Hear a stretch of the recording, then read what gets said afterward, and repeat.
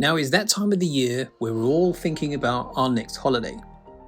And for this video, we're going to focus on Southern Europe, whether it's the sunny coasts of Croatia to the Moorish architecture in Spain, or even the serene Italian lakes. Southern Europe not only has beauty, but scenery, history, and a lot of culture. So let's take a look at 12 beautiful places to visit in Southern Europe.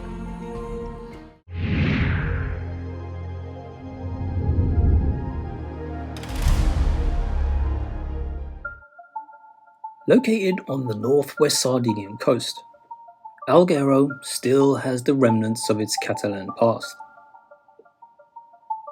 Even Algherese is spoken at present by a small percentage of people.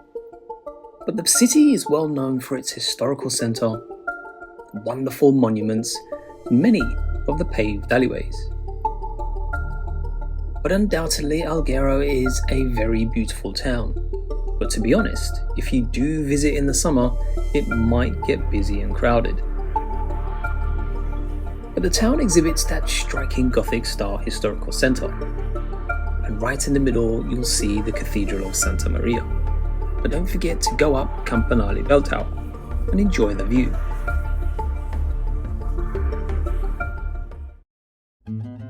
Number 2 is Alaro in Spain. Now, Alaro is a very quiet yet traditional Majorcan town, and it's burrowed in a peaceful valley just south of the Sierra de Tramontana.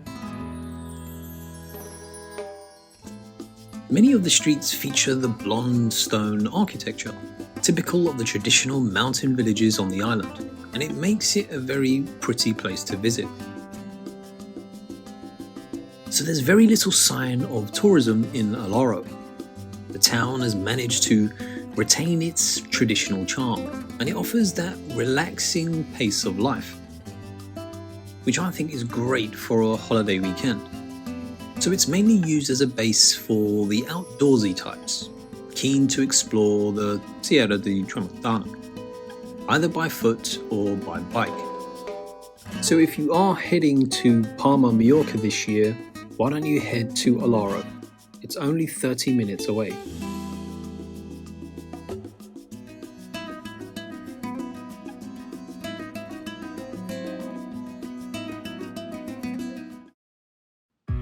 Next on the list is Kasos in Greece.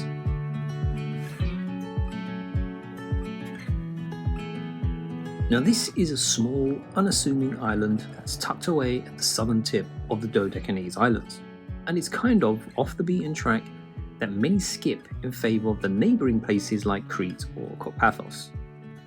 So Kasos reminds me of one of those early days of Greek tourism. The quiet streets with local charm, warm and welcoming residents, the authentic tavernas and cafes, and the good prices, but an overwhelming sense of place and a rich history. So there are 5 main villages of Kasos, and the island overall is very mountainous. So quite simply, Kasos is one of those wonderful alternatives to some of the popular Greek islands.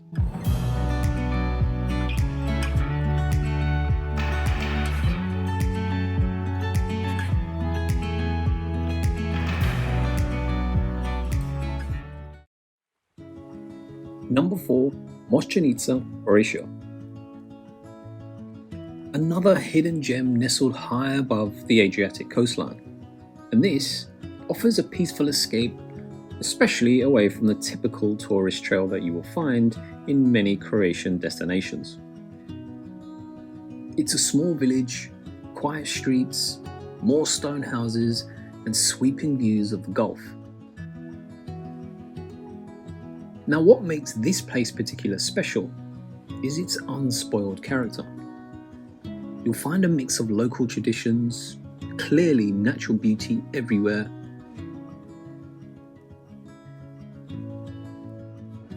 so whether you're sipping coffee at a tiny cafe or exploring the village's historic church, or even hiking the scenic trails that connect to the coast below, I'm pretty sure you'd be fully stocked with activities to do. So it's the kind of place that feels like your own little discovery, which is quite rare in Europe these days.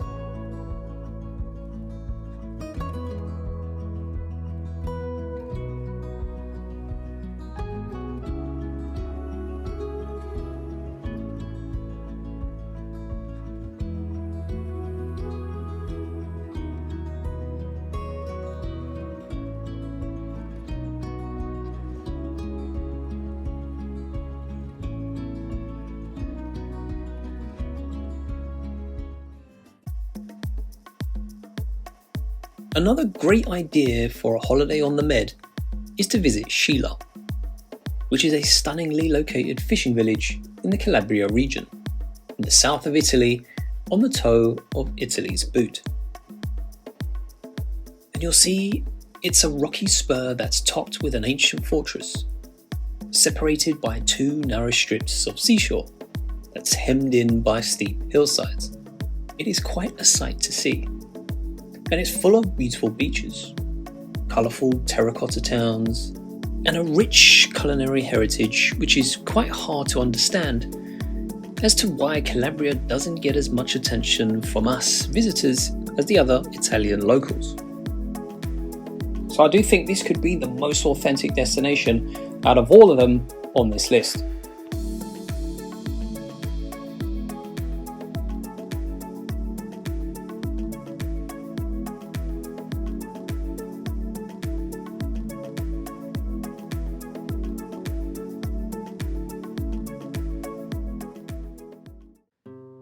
Number 6, Almería, Spain. Now this is an absolute bloody gem on Spain's southeastern coast. Almería is one of those places in the country that doesn't get the attention it deserves, and honestly, that may actually be part of its charm.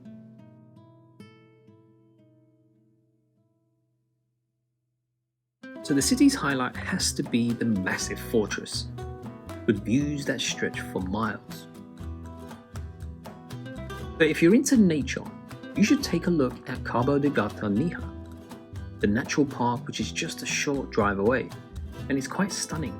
Think about dramatic cliffs, hidden beaches, and some of the clearest water that you'll ever see. So Almería has this more chilled out vibe. Proper local tapas bars and streets that feel kind of untouched by heavy tourism. Plus, if you're into movies, you might recognize some of the landscapes from old westerns.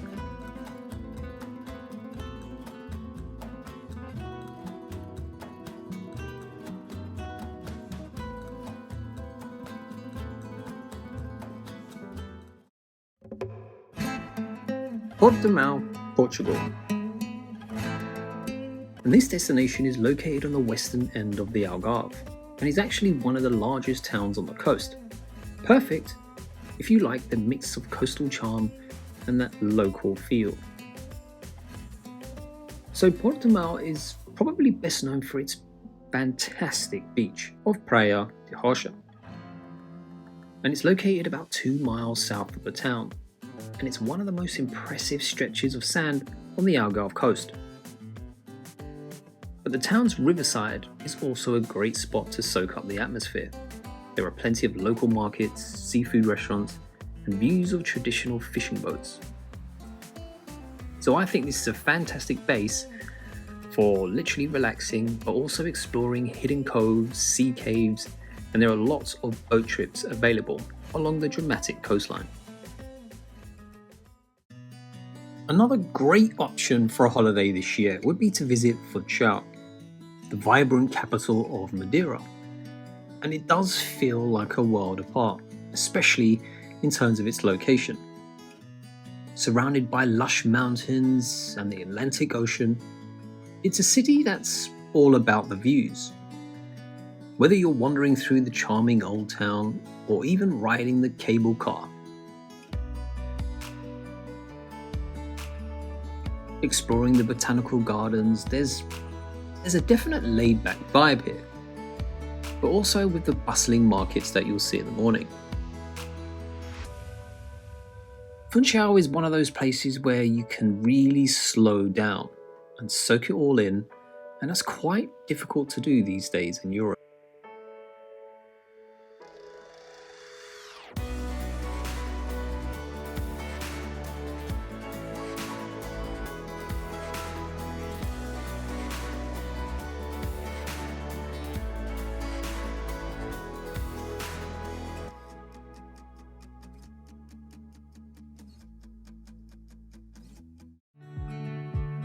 So this is a small traditional fishing village, right in the southeastern region of Malta.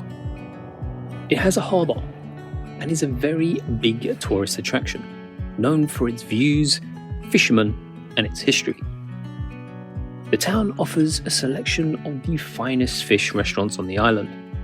So when you look at Malta as a whole, this is the type of destination where you would really take up the opportunity of sampling some of the local fish, but also for those peaceful walks around the coast and harbour, as well as for its secluded and untainted swimming zones in the area around Marsaxlokk. You'll especially enjoy the nightlife in the summer. So this type of holiday and atmosphere kind of reminds me of Greece.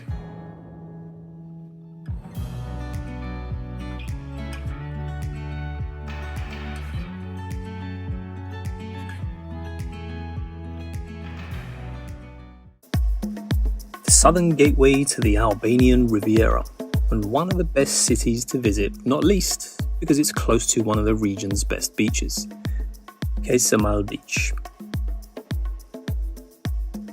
So get a hotel in Sarandë, where you'll be close to some of the best restaurants in Albania, and the buzzing nightlife.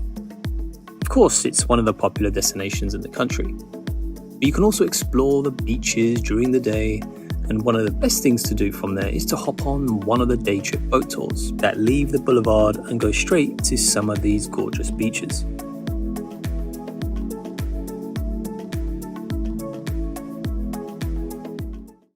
Montenegro is almost certainly Europe's most underrated destination, especially with its stunning coastline along the Adriatic Sea, the mountain ranges, and the unforgettable Bay of Kotor. But despite being smaller than Wales, the country still packs in so much, especially at the extreme opposite end towards the beautiful coastal city of Herceg Novi. Now, like most towns of a certain age in this part of Europe, it's had a turbulent history of conquest and ruin, which means there's actually plenty of things to see. It's recognised for its Ottoman-built Kula fortress, the Bosnian-built sea fortress, and of course the Spanish fortress, all of which tower above all the pretty beaches and the harbours.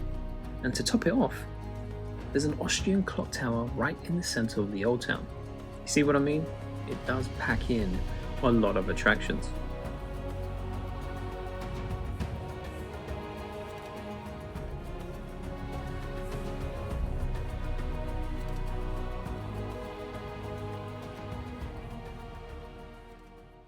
Number 12, Ravine.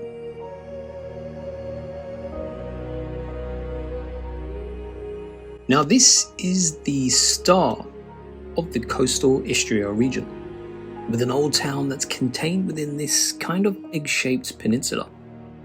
Plenty of steep cobble streets and small squares, all leading to the church tower rising from the highest point. Now when you arrive, you will notice that it's very Italianate in its nature. Famous for the Eufemia Cathedral, which is the highest church tower in Istria, at 61 meters high. So visiting the church is an absolute must. It was planned and built by a Venetian architect. The bell tower on the church is a direct copy of the one at St. Mark's Basilica in Venice. And there are spectacular views over the rooftops of Ravine, which is why I said it's a must visit.